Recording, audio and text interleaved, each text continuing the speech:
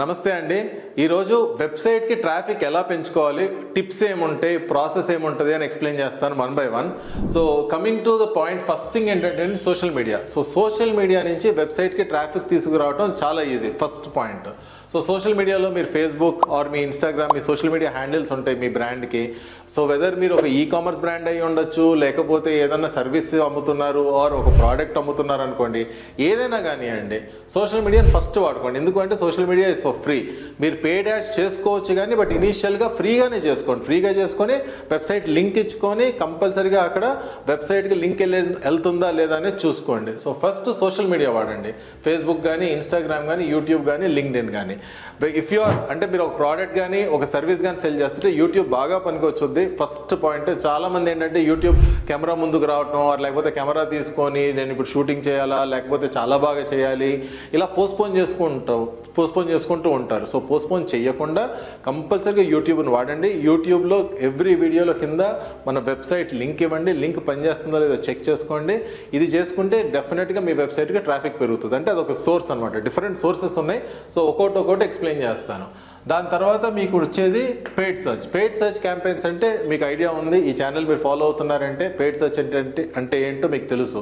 So paid సర్చ్లో mainly search campaigns, display campaigns, ఇలా రకరకాల గూగుల్ యాడ్ క్యాంపెయిన్స్ ఉన్నాయి. సో కానీ ఇవన్నీ పెయిడ్గా, అంటే మనం డబ్బులు ఖర్చు పెడితే కానీ మనం ఆ క్యాంపెయిన్స్ చేయలేము. ఓకే, సో పెయిడ్ సర్చ్లో కూడా ఈ రకరకాల క్యాంపెయిన్స్ మనం చేసుకొని మనం వెబ్సైట్కి ట్రాఫిక్ తీసుకొని రావచ్చు. తర్వాత ద మోస్ట్ అంటే దీనంత ఎక్స్క్లూజివ్ ఇంకేది ఉండదండి, ఆర్గానిక్ ట్రాఫిక్. ఆర్గానిక్ ట్రాఫిక్ ఎలా తెచ్చుకోవాలి, ఏ ద్వారా తెచ్చుకోవాలి అనేది నేను ఇక్కడ ఒక బ్రీఫ్గా ఇస్తాను. డీటెయిల్డ్గా కావాలి అంటే ఒక్కొక్క దానికి సపరేట్ లింక్స్ ఉన్నాయి, నేను కింద డిస్క్రిప్షన్లో పెడతాను, వాటిని చూడండి మీరు. లేదు అంటే బట్ హియర్ నేను మీకు ఒక బ్రీఫ్గా ఇస్తాను. సో ఇన్ ఆర్గానిక్ ట్రాఫిక్లో the first one is blogs. So blogs, మన వెబ్సైట్లో బ్లాగ్స్ పోస్ట్ చేయండి కంపల్సరీగా. ఇక ప్రోడక్ట్ గురించి అని ఎక్స్ప్లెయిన్ చేయండి, సర్వీస్ గురించి అని ఎక్స్ప్లెయిన్ చేయండి, అండ్ ఒక బ్లాగ్కి ఇంటర్లింక్ చేయండి. ఏ బ్లాగ్ బాగా పర్ఫామ్ చేస్తుందో చూసుకొని మీ గూగుల్ అనలిటిక్స్ కానీ లేకపోతే సెర్చ్ కన్సోల్లో చూసుకొని ఒకదానికి ఇంటర్లింక్ చేయండి. బ్లాగ్స్లోనే రీపర్పసింగ్ కంటెంట్ అంటే ఏంటంటే మీరు ఒక 20 బ్లాగ్స్ చేశారు. సో ఫస్ట్ ఏదైతే బ్లాగ్ ఆల్రెడీ పోస్ట్ చేశారో దాన్ని సోషల్ మీడియాలో పోస్ట్ చేసేటట్టుగా ప్లాన్ చేయండి. అంటే రీపర్పసింగ్ కంటెంట్ అంటే సేమ్ బ్లాగ్ని ఒక చిన్న స్టోరీలా తయారు చేసుకొని ఇన్స్టా స్టోరీలో పోస్ట్ చేసి ఇన్స్టా స్టోరీకి మీ బ్లాగ్కి లింక్ ఇవ్వండి. సో వెన్ యూర్ లింకింగ్ ఒకదానికి ఇలా లింక్ చేసుకుంటే ఒక ఆర్గానిక్ ట్రాఫిక్ వెబ్సైట్కి పెరిగే ఛాన్సెస్ చాలా ఎక్కువ ఉన్నాయి. ఓకే, అండ్ అది కాకుండా యూట్యూబ్లో కూడా రెలవెంట్ కీవర్డ్స్ పెట్టుకోవటం. తర్వాత క్వారా అనే ప్లాట్ఫామ్ మీకు ఐడియా ఉండే ఉంటుంది. మీరు కూడా చాలా డౌట్స్ గూగుల్లో క్వశ్చన్ చేసినప్పుడు మీకు చాలా రిప్లైస్ వస్తాయి, అంటే వాట్ ఎవర్ రిజల్ట్స్ వస్తాయి, రిజల్ట్స్లో క్వారా డెఫినెట్గా ఉంటుంది. సో క్వారాలో మీరు ఒక అకౌంట్ క్రియేట్ చేసుకోండి. మీ నిష్లో అకౌంట్ క్రియేట్ చేసుకొని మీ నిష్ రిలేటెడ్గా ఎవరైనా క్వశ్చన్ అడిగితే ఆ క్వశ్చన్కి ఆన్సర్ మీరు చాలా జెన్యూన్గా రిప్లై ఇవ్వండి. జెన్యూన్గా రిప్లై ఇచ్చి మన వెబ్సైట్ లింక్ పెట్టండి. ఓకే, జెన్యూన్గా ఇవ్వకుండా మీరు జస్ట్ వెబ్సైట్ లింక్ పెట్టారనుకోండి, చాలా ఛాన్సెస్ ఉన్నాయి దట్ మీది ఆన్సరే రాదు. So make sure the answer is very genuine. తర్వాత వెబ్సైట్ లింక్ పెట్టండి. అంటే ఏదో అమ్మాలని ట్రై చేయమాకండి. క్వారా ప్లాట్ఫామ్ చాలా స్ట్రిక్ట్ ఉంటుంది కాబట్టి చాలా జాగ్రత్తగా కంటెంట్ పెట్టి అక్కడే లింక్ పెట్టండి. అది Quora.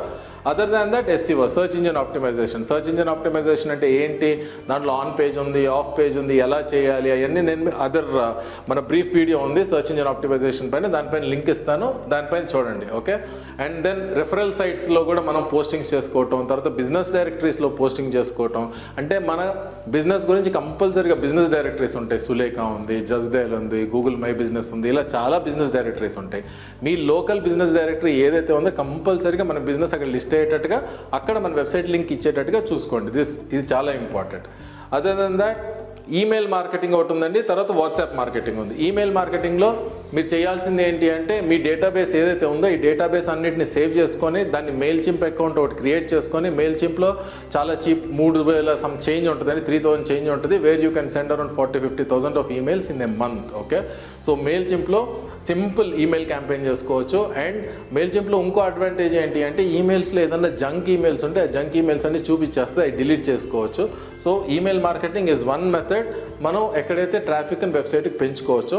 And the last one ఈ మధ్య కాలంలో బాగా పాపులర్ అవుతుంది వాట్సాప్ మార్కెటింగ్ అంటే డ్రిప్ క్యాంపెయిన్స్ చేసుకోవటం. సో వాట్సాప్ పైన చాలా వీడియోస్ ఉన్నాయి మన ఛానల్లో.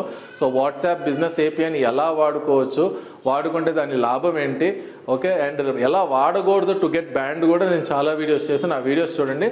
సో ఇవన్నీ ప్రాసెస్ మీరు ఫాలో అయ్యారు అంటే వెబ్సైట్కి ట్రాఫిక్ పెరిగే ఛాన్సెస్ డెఫినెట్గా ఉంటాయి, దెర్ ఇస్ నో డౌట్.